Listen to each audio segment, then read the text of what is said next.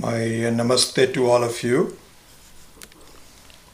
I hope you're all doing well and you are healthy and you are staying at home with your families and you have enough food and generally you're doing well and adjusting to these conditions. So we will start the class with the couple of prayers and then we will start after that. Om Sahana Vavatu Sahanau Bhunaktu Sahaviryam Karavavahai Tejasvinavadhitamastu ma vidvisha Vahai. Om Shanti Shanti Shanti. Let me play Swami Omkaranandaji's chant that you have heard before. So let me play that again.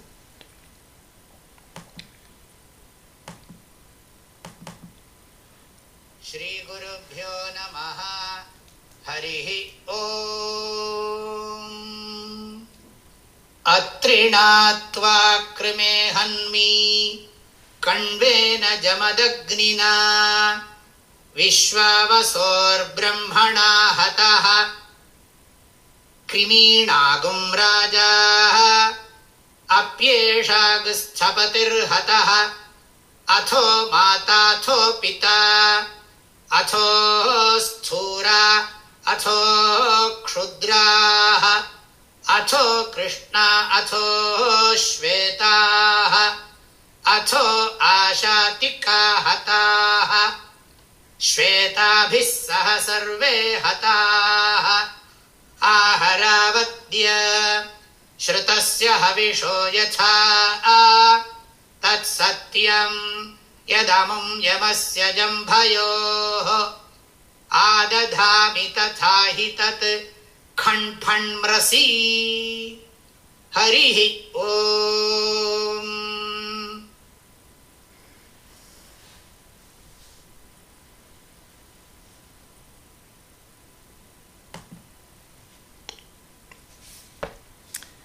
Okay, so let us pick off from where we were last week. This is our class number 4. And I think we'll try to keep it to class 6 classes. I'll adjust it. There are 7 chapters, but I think we should be able to do them in 6 classes. So this is an interesting course, fulfillment of life's potential for the human being. It's an interesting course, an interesting text, because it does not simply go into the traditional teaching of Vedanta to new students, as we normally do. We talk about Tattvabodha, Atma, Anatma, Mithya, etc., etc. But it does it in a different fashion. And the different fashion is to paint a picture of what our true potential in life is and can be and should be. So we started with that. It very beautifully pointed out, just a quick revision about the very fundamentals, that Ishvara has made everything where it has the potential to bloom in its full glory. So we took the example of the rose plant and peas and bananas and animals and human beings and so on. So if we look at it, we find that there is a purpose behind the creation of each one of these species, so that there is the possibility of what would be called a full blooming. And beyond the full bloom, it becomes not really interesting. In fact, it decays. But there's a period where it should be called a full bloom. And for human beings, we adopt the word fully developed. And so all of us, that regardless of who we are, where we are, what our language is, what our ethnicity is, doesn't matter. But each one of us has the potential to be fully developed. The question is, what is full development of the human being? We can see that for the flower, but it's difficult for us to tell what the full development is. Is it success? We cannot measure success. And it cannot be success because even the successful people are not happy. There is a very traditional story where Narada, who's a Devarshi. So Devarshi means that he was a rishi for the Devas. And so he was very famous in our mythology that he was extremely well-read and a big scholar about all kinds of things. And so he was considered to be, if you were to think about a Renaissance person that has so many interests and so many places where they have mastery of those interests, he would be one of those. And yet he approached Sanat Kumara, one of the 4 offsprings of Brahmaji, Sanat Kumara himself. And Sanat Kumara, of course, was expecting him. So he approached him and said, Sir, I am not a happy person. So Sanat Kumara said, how can that be? You are considered to be a genius and a Renaissance person, and everybody looks up to you. So how is it, he says, sir, you know as well as I do, that really accomplishments and success in life do not necessarily make me happy. I have heard that the one who understands the Atma crosses over all problems, and I have come to you for help. So this was his namrata. This was his, he was effusively, he was very polite, and he was asking for help. And so what we're saying is that what is successful is nebulous, and moreover we are not sure that the success is the end, because a person, despite the fact that you want to be happy, is not happy. And so therefore the definition of full development has to be thought about. And I think Swamiji has done a marvelous job of painting a picture which is not the traditional dry Atma, Anatma, etc., etc. He is giving us a life's picture to say, examine yourself. And what is full development and how do you achieve it? This is a very different view from the one that our own acharyas normally give. This is the value of learning from different acharyas, as long as their goal is the same. If they say that the goal is just scholarly and meditation is not necessarily, then we do not ascribe to it. So this is the sampradaya. So if the sampradaya is the same, then the method of teaching can be different.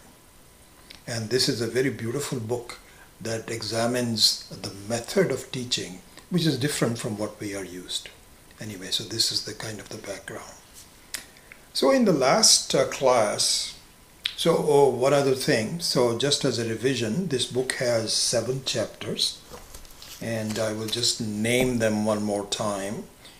There is a kind of a thought in my mind, I don't know if it will come true or not, that after this 6-day course is over, I might actually compose a kind of a small booklet where I revise and edit the thoughts given by as translation of Swami Maheshananji's. Nothing is mine. All is a translation. But it's done in a booklet form that I can send it to you and you can review it. So this can be done in a couple of different ways. One is that I can quickly give it to you without it being edited and looked at it, or I prefer that I actually refine it a little bit with paragraphs and topics and so on. And if one of you is interested in working with me to helping me to do that, I would be delighted. So that because my time is, I'm getting so many involved in so many different texts and so on. So anyway, the 7 chapters of this book are, I'll give you both the Sanskritam as well as the English translation. First one is Vyaktitva or Vikas. And what it said was, I'm just paraphrasing it and translating it, the significance of the definition of humanness and full development. What do we really mean? These are the 2 words. Then the second chapter was Atma ke Spanda, means the manifestation of oneself. How do you know? How does the word know that this person is now fully developed? Like you can see a rose and you can say, wow, this is beautiful. It's just excellent. That's it. Everybody knows that.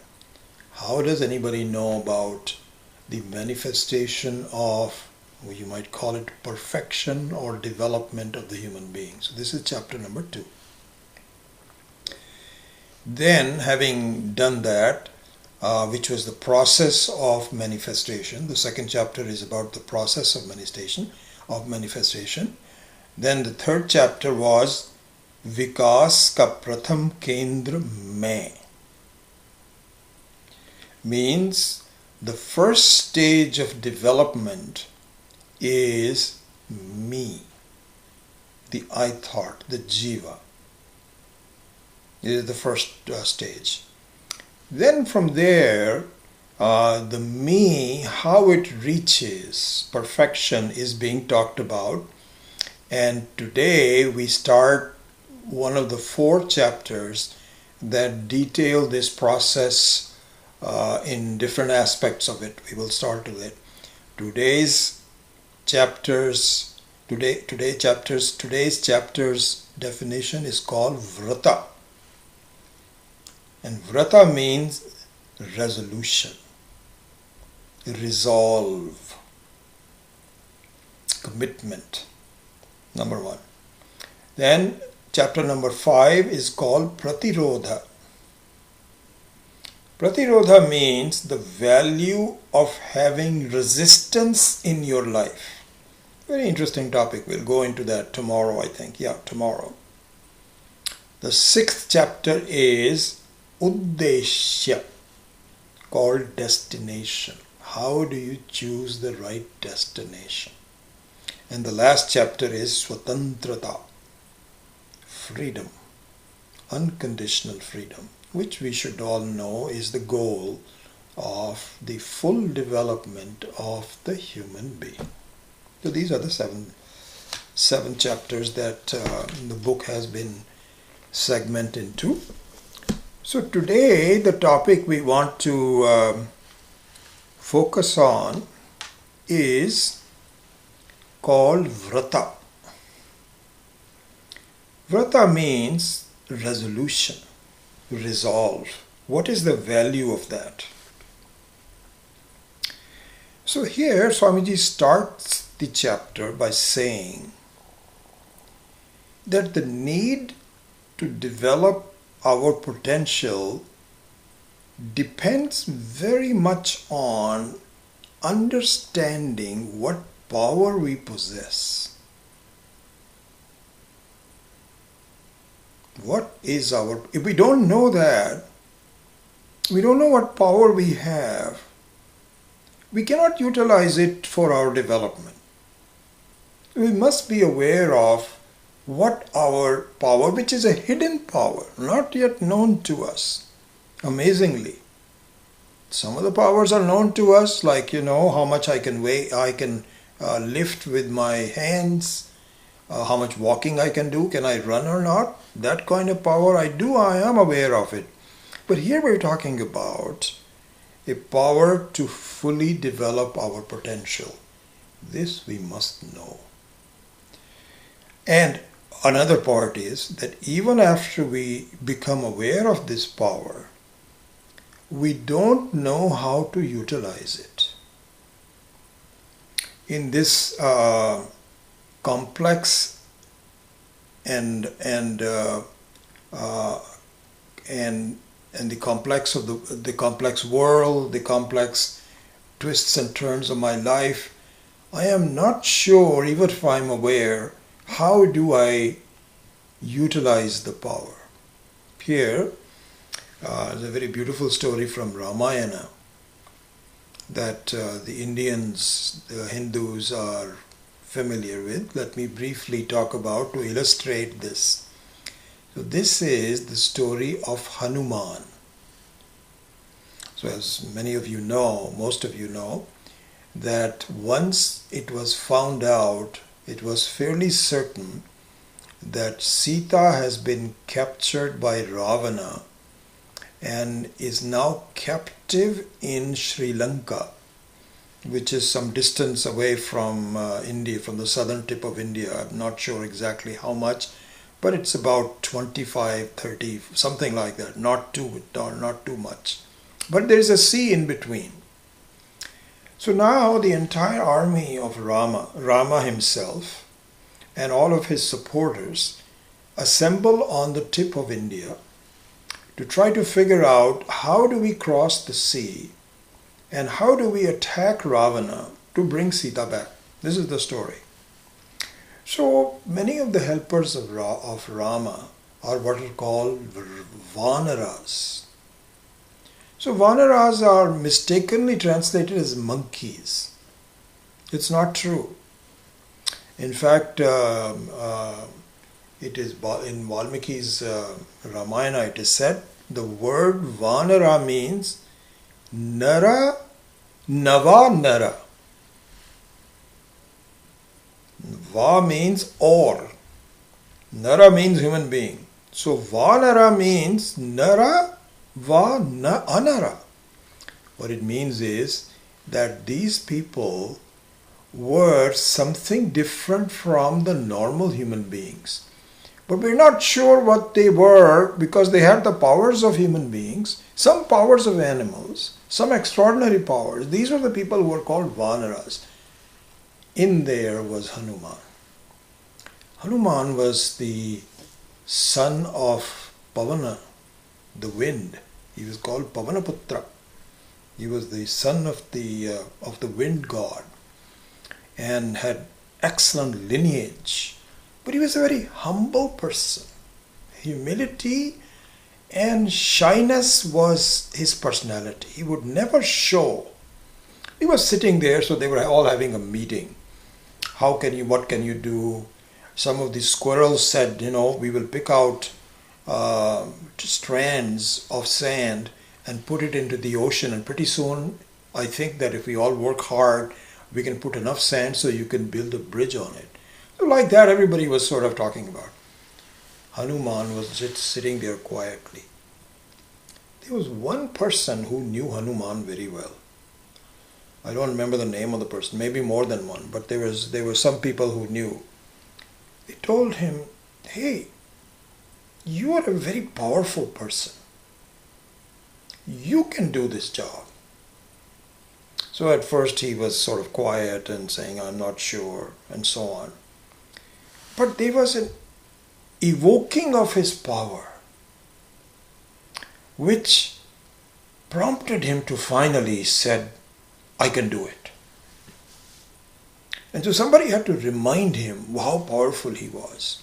And then as you know, the story ends, that he actually leapt in the wind. He already had the lineage. It's like a bird.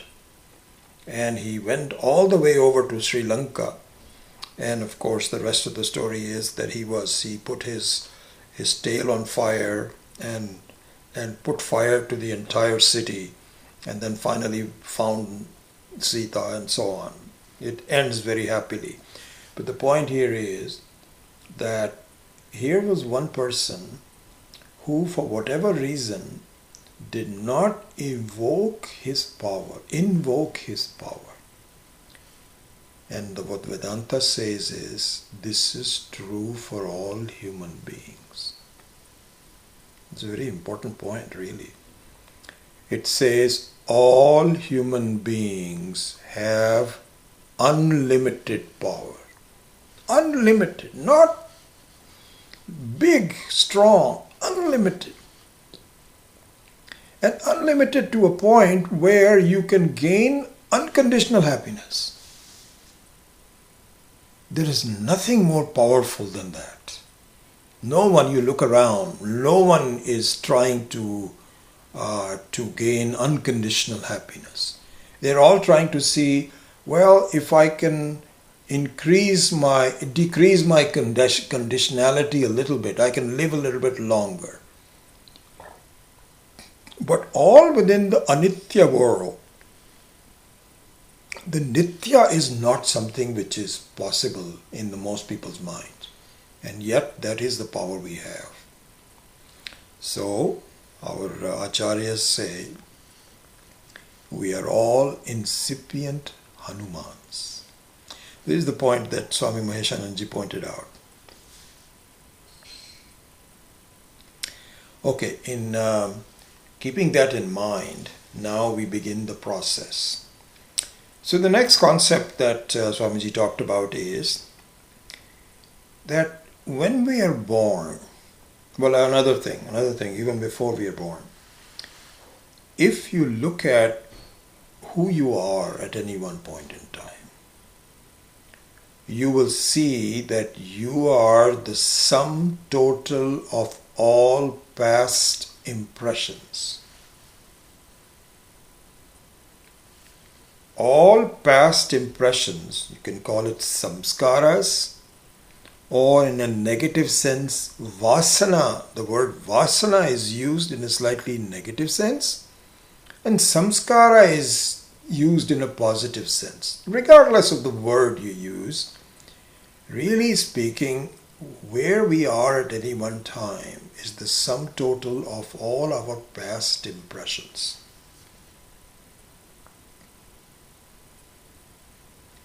Here, in the Bhagavad Gita, Krishna points out, he says, if you look at a person and try to analyze the person and describe the person, you can say that the person is the sum total of all shraddhas that the person has. So the word shraddha means a firm belief that this is going to be good. This is good. This is good. This is what I should be doing. This is what is called shraddha. And sometimes you're not sure about whether you have mastered the shraddha or not, but it doesn't matter. So this word shraddha is going to be coming up more and more.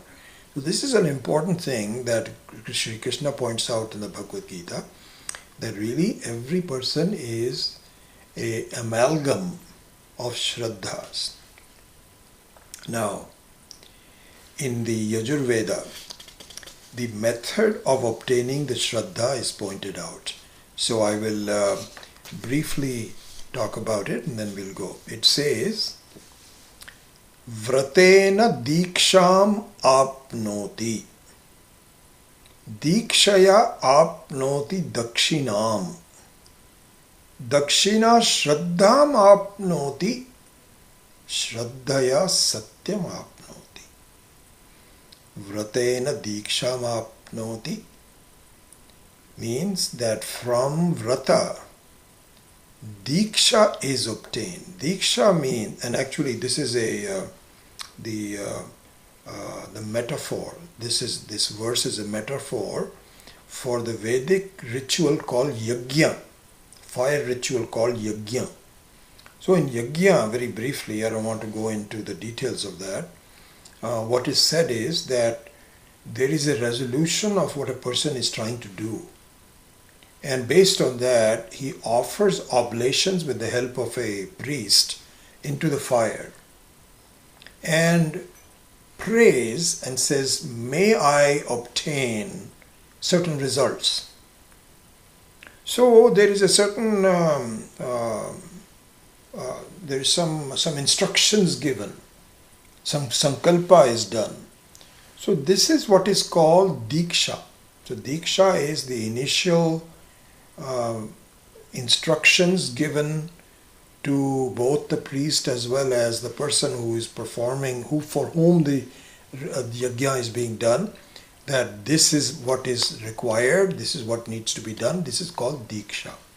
Diksha also has other meanings for sannyasis, for example, and a very similar meaning but different context. So when a person takes on a sannyasa, when a new name is given, diksha is given. Some instructions are given to the person. And in fact, the most important instruction, you can make a note of that, very interesting. Then the most important diksha given to a brand new swami or swamini who has taken on a new name and a new identity is, I will never compete for anything. I abdicate competition. Why? Because to compete means to hurt someone else. And I don't want to hurt anyone. Whatever is given to me, I don't want to compete for food even. If a person wants to give me food, then I'm okay. And the food is given, is called diksha. And dakshina, from diksha, not diksha, but dakshina. So now here, look at this. Vratena diksham apnoti, dikshaya apnoti dakshinam. So from diksha, some result is given. It could be food, it could be something else, called dakshina. Dakshina shraddham apnoti. This is a different topic altogether. Then from dakshina arises a certain shraddha towards it, that this is good, I like it, it works, and I want to do this again. This is what's called shraddha apnoti. From shraddha, shraddhaya satyam apnoti. And so satyam here means the eventual success, which means the very truth of who I am. So this is the verse from the Yajurveda. So now let us discuss the role of vrata, because that's our main topic. The role of top. Oh, by the way, one other thing before I go on in discussing the role of vrata. This yajna that we talked about, which is the Vedic ritual, fire ritual called yajna, has an equivalent to our own lives. In our own life, our whole life is nothing but a yajna. This is discussed in great detail in the Bhagavad Gita and elsewhere. And so really speaking, our entire life is an offering to the Lord. And the results of this offering to Ishvara are given back to me. If I do it correctly, if I do the sankalpa, if I do the vrata, if I have shraddha, then my life itself becomes an effective yajna. This is the thought behind it's not just a Vedic ritual. It is really each one of our lives. We may not be aware of exactly how that happens. You have to investigate that, look into that, and we will at some more advanced class. But here, just very briefly, this is the process. In this process, we are now examining the role of vrata. What is vrata and how does it play an important role in our life? Now this word vrata is familiar to most Hindus. And what it normally means is fasting. In Hindi also we'll say, Aaj humne vrat rakha hua hai. So vrat in Hindi means vratam. Means today I'm fasting. So supposing somebody says, please come over for dinner on Monday. And you say, no, on Monday I keep a vrat. Some people do it on Tuesday, some people do it once a week, some people do it on Ekadashi. They're all different kind of vratas, but this is what we are familiar with. So the definition of vrata is willingly giving up something for obtaining something higher. So for example, the vratam on Ekadashi is normally done so that you have a much better life in the next life. You have Swargaloka that you want to go to. Or it can have different objectives. But anyway, that is one kind of vrata. So now, vrata means, again, repeating myself, willingly giving up something which is minor compared to the major results that I am expecting. This is the definition of vrata.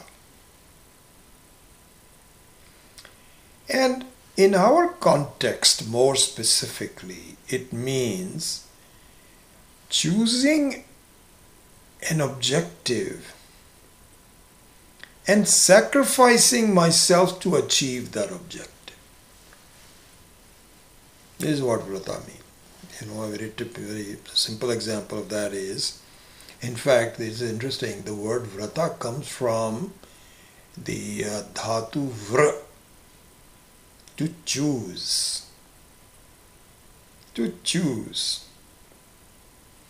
So, for example, if you remember from Ramayana, in the Ramayana, so we have Sita. So he says Swayamvara.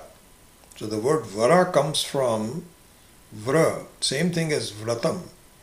So Swayamvara means that she chose her husband by herself. It was not an arranged marriage, like many of us, like mine was too. But it was chosen by someone else. Not chosen by someone else, it was chosen by herself. It's called Swayamvara. So Swayamvara means self-choosing. It also has the same meaning as vratam. Now here, Swami Maheswaranji says, there is a very famous master of the karma portion of the Veda called Kumarila Bhatta. So Kumarila Bhatta is an expert. Just like this verse that I chanted about the decimation of coronavirus by Swami Omkarananda. Swami Omkarananda, I know, I've been told, and I know this by no other authorities than Swami Paramarthananda himself, that he's an expert in Karma Kanda. Before he actually looked into Vedanta and became a disciple of Swami Paramarthananda, he was highly regarded. And highly regarded means he knew all the ins and outs, the details about Karma Kanda. So this Kumarila Bhatta is considered to be the king of the Karma Kandis. So he raised a very interesting point, a doubt in fact about vratam, and then answered it. Just Swami Maheswaranji gave that example. The doubt he proposed is the following. Didn't you say that vratam means not doing something? So we say, yes, that's true. Vrata means, like for example, normally you have 3 meals a day. And then you decide that on Mondays, I am not going to have any food. So I do not eat food. That means that I don't do something. So he raised an objection saying, how can not doing something produce positive results? Not doing something in Sanskrit terms is called abhava. How can bhava comes out of abhava? Then he answered it. And this is an important answer. He said, no, this is the wrong way to look at it. It is not an abhava. Yes, it's an abhava in the sense that you are not eating the food. But it's a very positive bhava because it requires a certain resolution on your part not to eat. Your hunger is bothering you. But there is some mental strength. And he says the mental strength is the bhava. So you cannot say that it is abhava creating bhava. It is bhava creating bhava. Beautiful. What a lovely way to point that out. Okay. Now, we were on the topic of how can vrata create samskaras. In fact, no, I'm not sure that we exactly said that. So let me just say it now. We can now define vrata as maintaining some actions to create impressions of myself. Impressions of myself. Because remember, the samskaras are all your previous actions to create an impression. Right? This is what we talked about. And so vrata means, how can vrata create samskaras that are useful to me? This is the topic. So what it does is, when you choose something with all of your heart and commitment, you replace the previous impressions with new impressions. And you create a new you that you believe in, that you like. This is the value of vrata. And that means that the old impressions have to be erased by stronger impressions that you yourself are resolving. It's a very beautiful story that Swami Maheshananji pointed out about. It's a very long thing about where names given to children leave a certain impression. Everything that the parents do leave an impression, including giving a name to a child. And so now then, if there is a problem with that, you have to create a new impression. This is the story. This is a real life story. And it's a Western story. So apparently there was a boy, I'm not sure whether it was in US or some other Western countries, he didn't say that, who belonged to a very good family. A good, well-adjusted family, mother and father, good household. But the boy was very misbehaved. And what he would do, he would pick out fights with other boys and girls, generally boys, in the school, kick them. And finally, he was kicked out of 2 or 3 schools because they would not accept his behavior. And his mother and father were trying very hard to improve his behavior. Nothing worked. So they took him to a psychiatrist by the name of Burns, Mr. Burns. So Mr. Burns studied this boy for a while. And after quite a while, he came out with a very interesting conclusion. So his father was saying, so he says, oh yeah, so the boy's name is called Kicker. The one who kicks, Kicker. So the Dr. Burns asked his father, "How did you give him this name?" So his father said, I recall a time when he was like 2 years old and he kicked me very hard in the leg. I recall that very well. And I was so happy that this boy is now becoming strong enough to land a kick with. Landing a kick means you have to stand on one leg. You're somewhat unbalanced, but the boy now has enough balance to be able to do that. He says, I was very happy. And he did it again and again, and I was smiling every time with him. And finally we decided that instead of his other name, Jim or something, we started calling him Kicker. So what happened was that this impression of him as a kicker, this boy said, wow, now I can go to school and I can do the same thing. Problems. So the psychiatrist said, I think we can get him okay. It will take a while. Change his name. So he was a Christian, and so he says, you choose a name. And his father chose a name, Samuel, who I'm told was a patron saint of people that were very calm and collected and peaceful. And so the name changed his name to Samuel. It took a year, but his behavior changed. And all the people were just amazed. How could he do that? So the moral of the story is that there are early impressions that people have where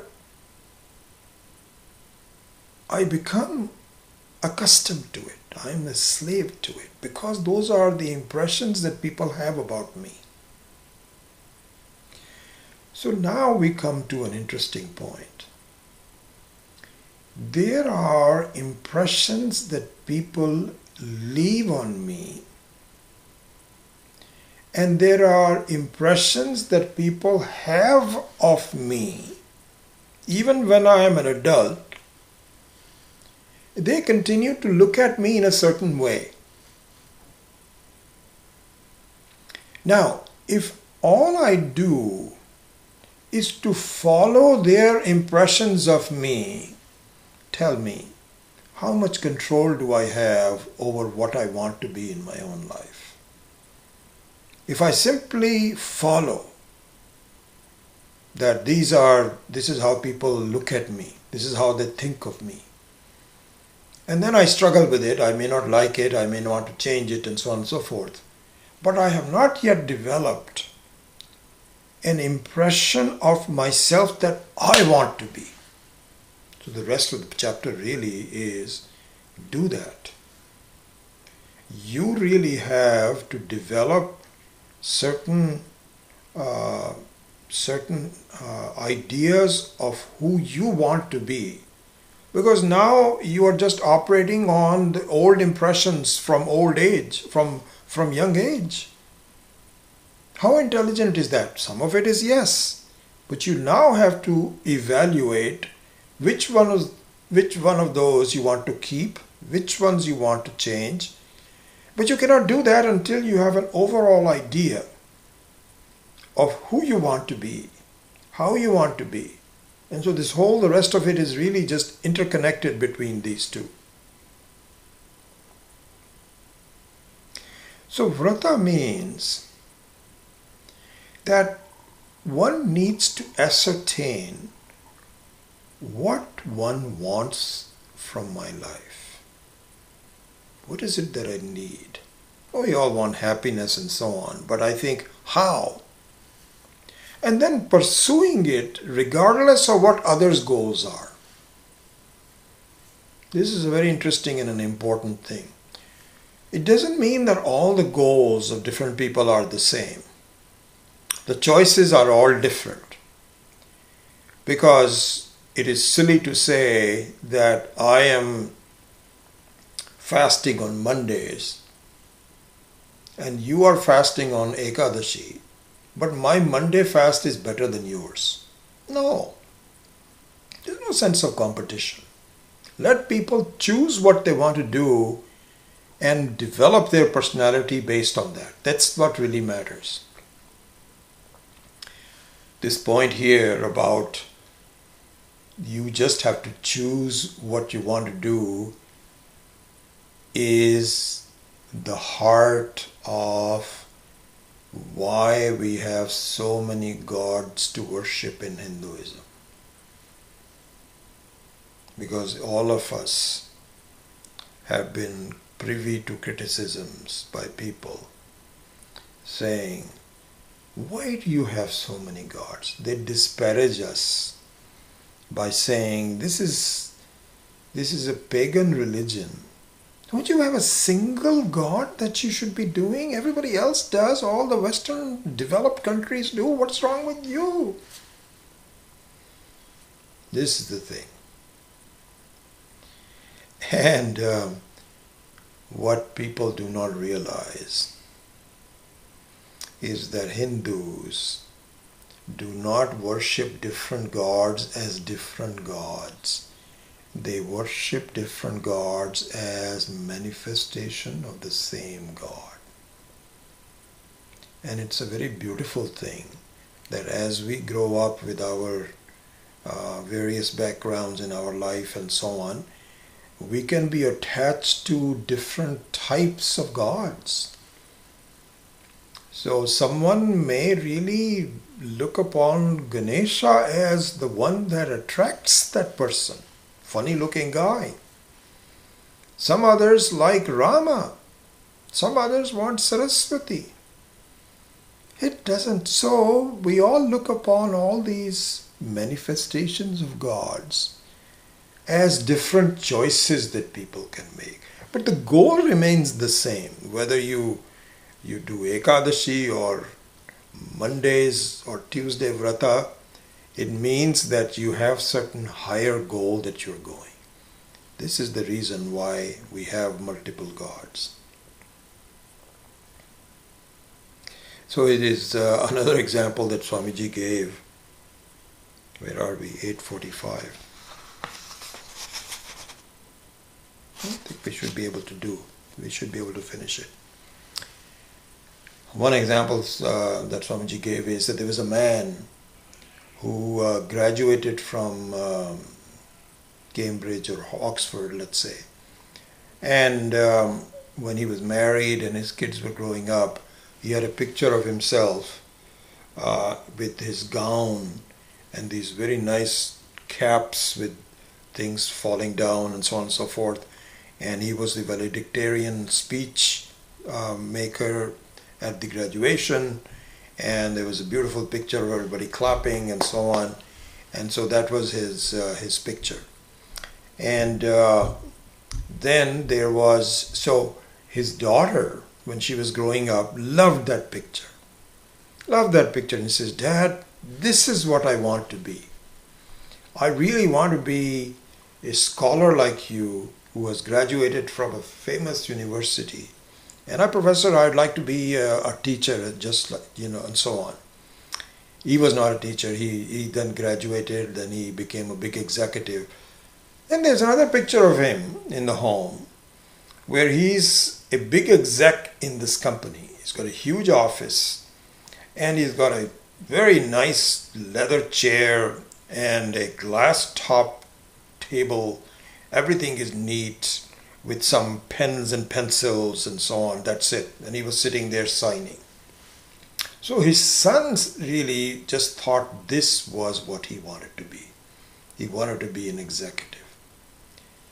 So these undeveloped children can have their own ideas of what is their interest. So just like in our case also, you choose your interest, it doesn't matter, as long as it leads you to where you want to be.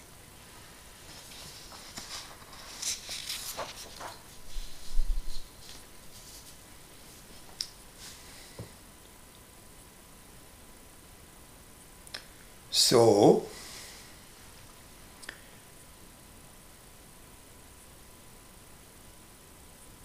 what we can now conclude from there, we can start to wrap up, is that if I do not have some shraddhas in my life, and I do not have a vrata, a resolution to fulfill that shraddha, as we saw in that verse from Yajurveda, then what happens is I become vulnerable to outside impressions that can shape my life.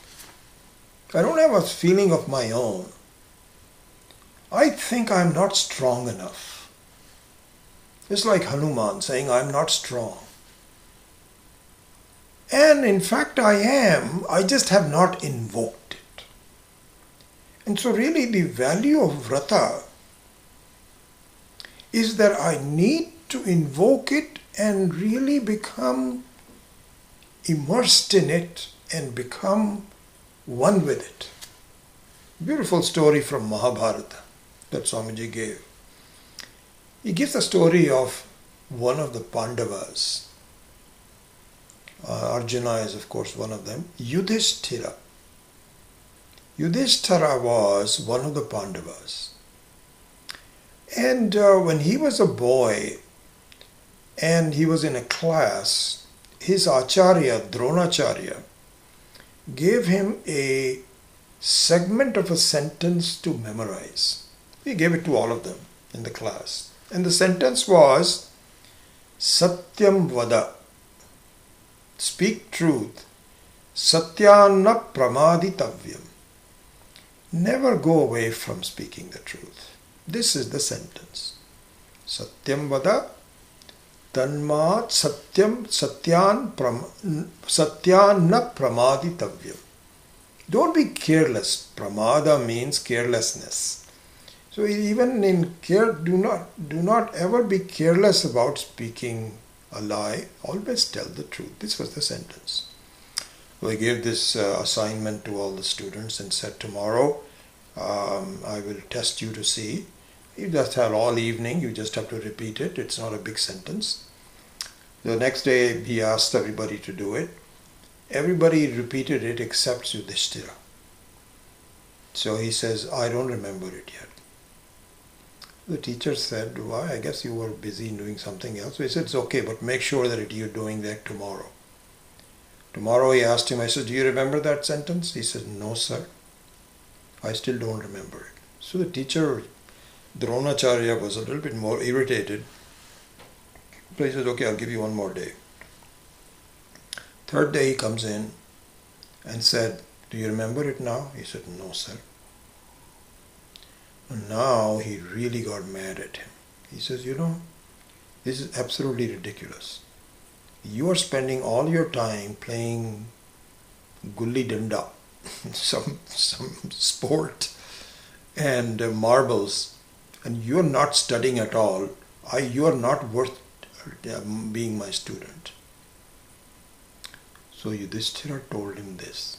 He said, sir, it's not as though I don't know the sentence. The moment you uttered the sentence, I immediately put it in my mind. Not a big deal. Satyam Vada, Satyanna Pramaditavyam. I had it. But here's what happened. I don't feel it yet. It has not sunk in. I'm not committed to it. I don't have Shraddha yet. Because it is not clear to me why I should always speak the truth. So it is not a true feeling in me. This is what I mean, I don't remember it. And the writer of Ramayana said that this was an indictment of Dronacharya. And Dronacharya was actually on the side of Kauravas and he got destroyed.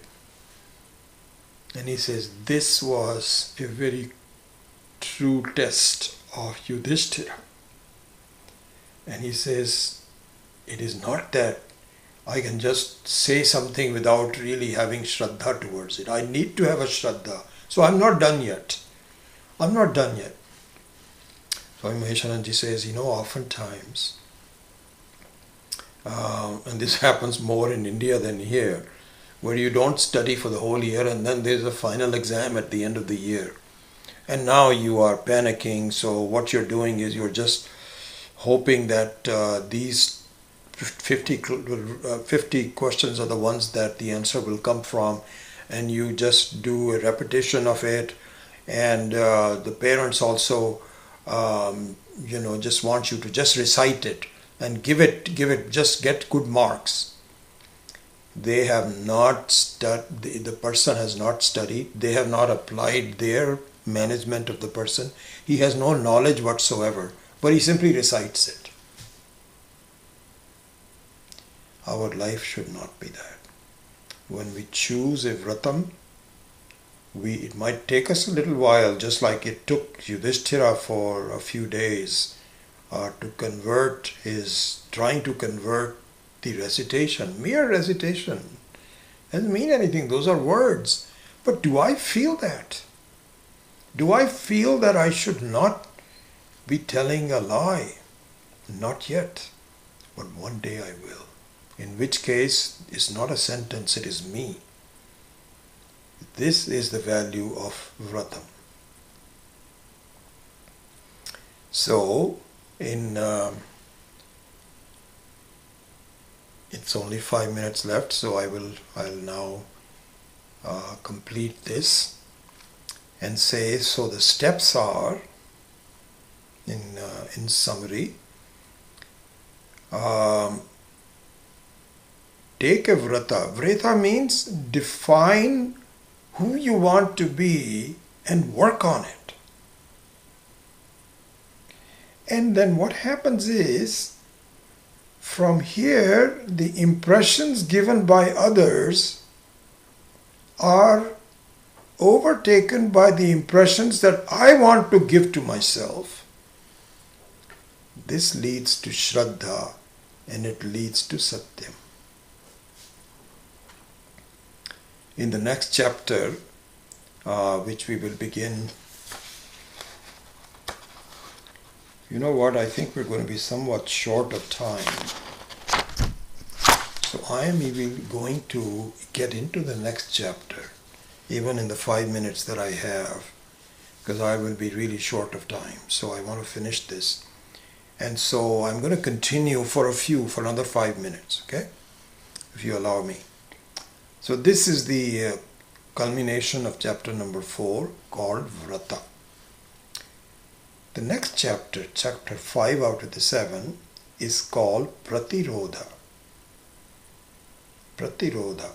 Pratirodha means resistance.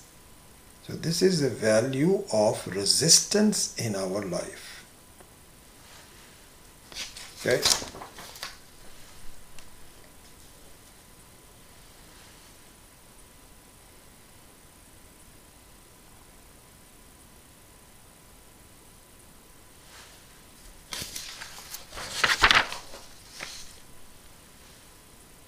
So here in this chapter we will discuss more specifics about the means to strengthen vrata or commitment. So what we've been talking about is that we hold two images in our life. One is what others have about us and are influencing us with it because of their own self-interests and so on. And the other one is what I choose to have about myself. And there is constant interaction going on between them. And which one wins really determines how successful we are in our life. Now, I'm going to introduce an important concept which is the heart of this chapter, called Pratirodha or resistance. So in the next few minutes, I will just, might take a couple of more extra minutes. So here Swamiji says that if you examine our actions in life, what you find is that in order for us to make any progress, you need a resisting entity to try to block us. And so, for example, take walking, just a simple thing about walking. So in walking, you actually walk on the earth which resists you. And it resists you in the fashion that you cannot penetrate it, you cannot go anywhere, you have to follow a certain path. So the earth acts as a resisting agent. Now you cannot do that with the air. You cannot walk in air because the air is not an appropriate resistance for you. Similarly, an aircraft cannot fly in vacuum because there's no air particles to resist it. So I'll give a couple of different examples and then we will wrap it up. Swami Maheshanji says that I knew a Swami in Varanasi who was a very promising one, and I told him that you must really finish the study of Shastra and become really good because you have a lot of potential. And he says the next time I visited him after a year, he was gone. So I asked the school people, where is he? He says, sir, he went on a summer vacation and he never came back. So he says, I made a point to contact him. And I says, what happened? So he said, Swamiji, you know what happened? I went to my village from where I was coming from during my summer vacation, and people said, what have you learned? So whatever I had learned in the first year, I told everyone. And they were so impressed. They said, you cannot go anywhere. You are God to us. This is absolutely amazing information. You do not leave us at all. And so he says, I was so happy. And I decided I'm not going to go any further because people are happy with me. And he says as a result, I did not have any resistance. Nobody criticized me. No one gave me any hints. There was no class, there's no homework, and I really never learned anything. Swami just said, oh my God, this is very unfortunate. Swami Dayanand used to say that, I remember. He said, you know, my concern is that my students become popular before they become wise. Because exactly the same thing happens. People just like them, and they are sitting in a vacuum. There is no criticism of any kind. They have not really progressed their understanding to a higher degree, and then they stop. And I got some very good advice on this matter, and now this is my last point, from Swami Paramarthananda. I still remember that so well. The year was 2002, I think. And we had a Guru Bhai reunion where I was very fortunate to be invited along with the other Swamis. And I met Swami Paramarthananda for the second or third time, maybe second time. And I spent an hour with him in his room. And at that time, I had not started teaching yet because I had a heart problem and I gave up teaching for a while. So he was asking me, what are you doing? So I said, Swamiji, I'm just studying on my own, but I'm not teaching. He says, get back to it very quickly. And he recited his own example. He said, you know what?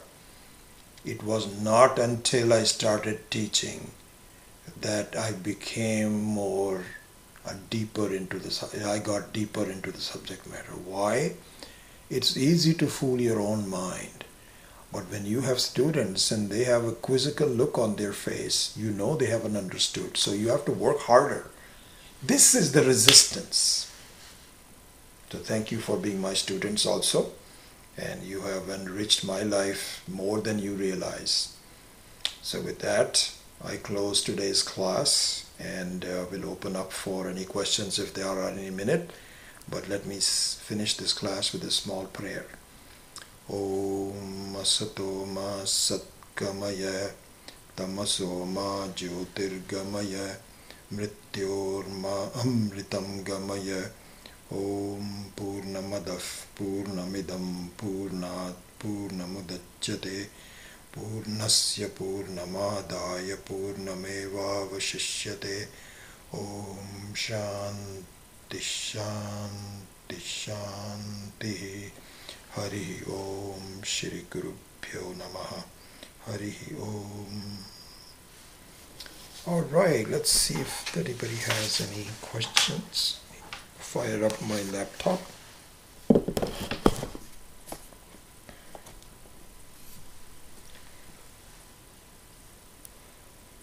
To go to YouTube.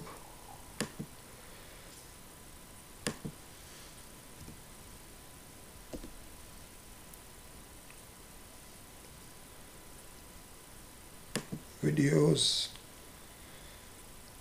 March 31st. Of any kind, they have not really progressed their understanding to a higher degree, and then they stop. Okay.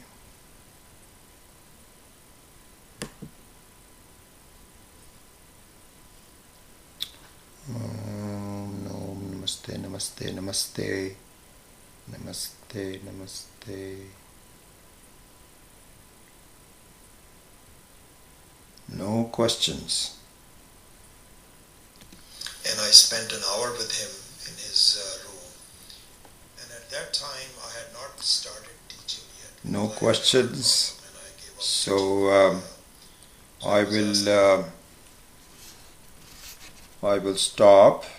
Of course, if you have any questions, and you can always send me an email. But otherwise, I will see you tomorrow. Hari Om.